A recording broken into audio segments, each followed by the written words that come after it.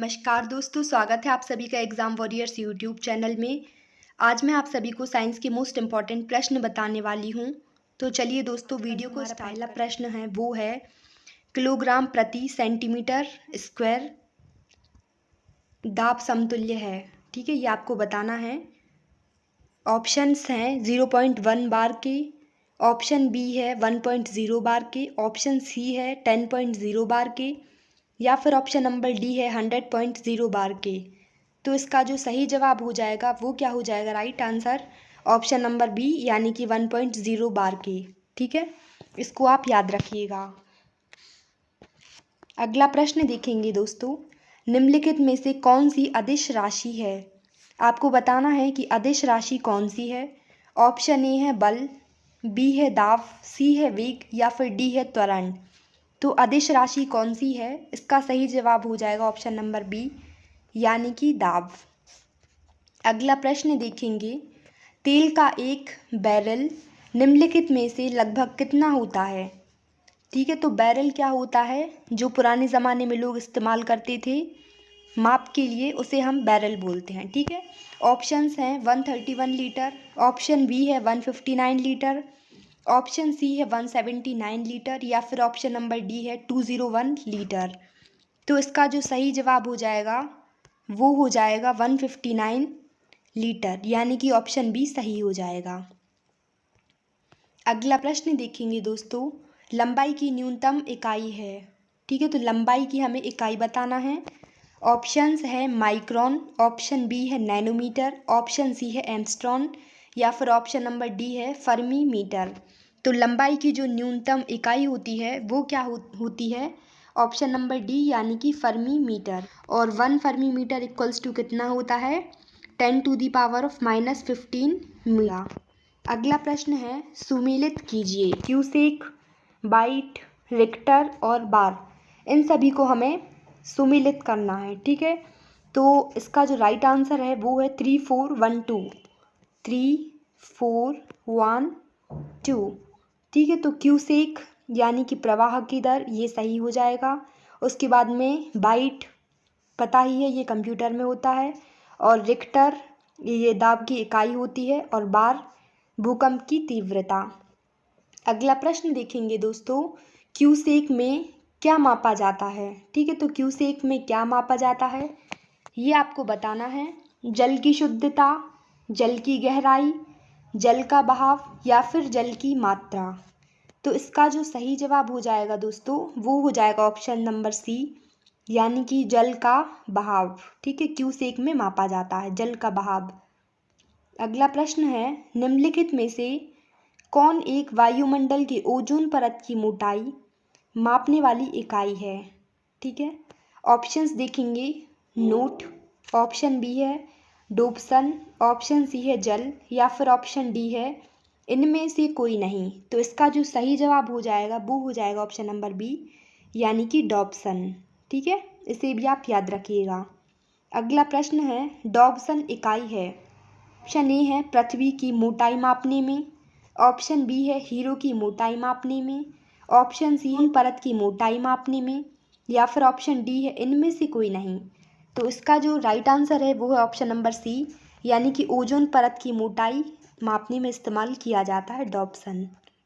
अगला प्रश्न है, सोनार निम्नलिखित द्वारा प्रयोग में लाया जाता है। जो सोनार है उसको हम कैसे प्रयोग में ला सकते हैं? ऑप्शंस हैं पृथ्वी द्वारा, ऑप्शन बी है डॉक्टर द्वारा, ऑप्शन सी है इंजीनियरों द्वारा, या फिर ऑप्शन नंबर डी है नौ संचालकों द्वारा।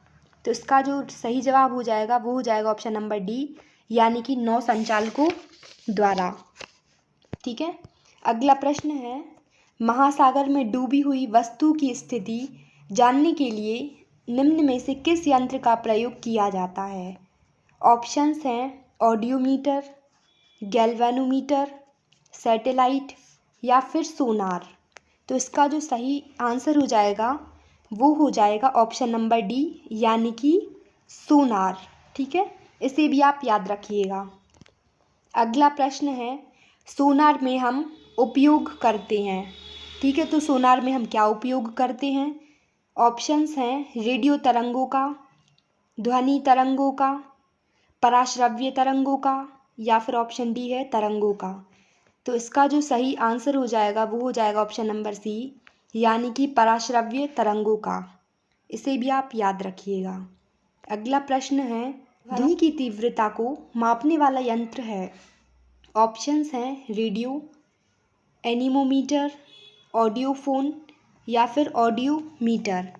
तो इसका जो सही आंसर हो जाएगा वो हो जाएगा ऑप्शन नंबर डी, यानी कि ऑडियोमीटर। अगला प्रश्न है, एनीमोमीटर से निम्नलिखित में से किसका मापन किया जाता है। एनीमोमीटर से क्या मापा जाता है ये आपको बताना है। ऑप्शंस हैं पानी की गहराई, पानी के बहाव की गति, पवन वेग या फिर ऑडियोमीटर। तो इसका जो सही जवाब हो जाएगा दोस्तों वो हो जाएगा ऑप्शन नंबर सी, यानी कि पवन वेग। एनीमोमीटर से इसका मापन किया जाता है। अगला प्रश्न है, वायु की गति निम्नलिखित के द्वारा नापी जाती है। ठीक है, जो वायु की गति होती है उसे हम किसके द्वारा मापते हैं ये आपको बताना है। ऑप्शंस हैं बैरोमीटर, ऑप्शन बी है एनीमोमीटर, ऑप्शन सी है हाइड्रोविंड या फिर ऑप्शन डी है हाइड्रोमीटर। का जो राइट आंसर है वो है ऑप्शन नंबर बी, यानी कि एनीमोमीटर। ठीक है, इसे भी आप याद रखिएगा। अगला प्रश्न है, कौन सुमेलित नहीं है। आपको बताना है कि इन सभी में से कौन सा जो है वो सुमेलित नहीं है। ऑप्शंस हैं एनीमोमीटर, वायु की चाल, ये सही है। ऑप्शन बी है एमीटर, विद्युत धारा, ये भी राइट है। ऑप्शन सी है टैक्योमीटर, दाबांतर, ये रॉन्ग है। और ऑप्शन डी है पायरोमीटर, यानी कि उच्च ताप, ये सही है। ठीक है, अगला प्रश्न देखेंगे, पायरोमीटर किसके मापन में प्रयोग किया जाता है। ये मोस्ट इम्पॉर्टेंट प्रश्न है। ये UPPCS SPL मेंस में आया हुआ है, ये बहुत बार एग्ज़ाम में आया हुआ है, आप देख सकते हैं। पायरोमीटर किसके मापन में प्रयोग किया जाता है। ऑप्शंस हैं वायुमंडलीय दाब के, ऑप्शन बी है द्रव्यमान के, ऑप्शन सी है उच्च ताप के या फिर ऑप्शन नंबर डी है घनत्व के। तो इसका जो सही आंसर हो जाएगा वो हो जाएगा ऑप्शन नंबर सी, यानी कि उच्च ताप के। ठीक है, इसे भी आप याद रखिएगा। अगला प्रश्न जो मैंने आपसे पिछली वीडियो में पूछा हुआ था वो था प्रकाश वर्ष इकाई है। प्रकाश वर्ष जो है वो किसकी इकाई होती है। आप सभी ने इसका आंसर सही दिया है। इसका राइट आंसर नंबर ए, यानी कि दूरी की।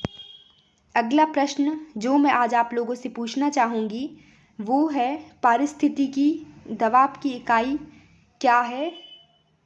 ठीक है, पारिस्थितिकी दबाव की इकाई क्या है ये आपको बताना है। ऑप्शंस हैं, ऑप्शन ए है बार, ऑप्शन बी है सेंटीमीटर, ऑप्शन सी है जूल या फिर ऑप्शन डी है उपर्युक्त में से कोई नहीं। तो इसका आंसर आप सभी को कमेंट बॉक्स में लिखना चाहूँगी, वो हैं BTS लवर गर्ल। तो thank you so much BTS lover girl, आपने बहुत ही अच्छा लिखा हुआ है।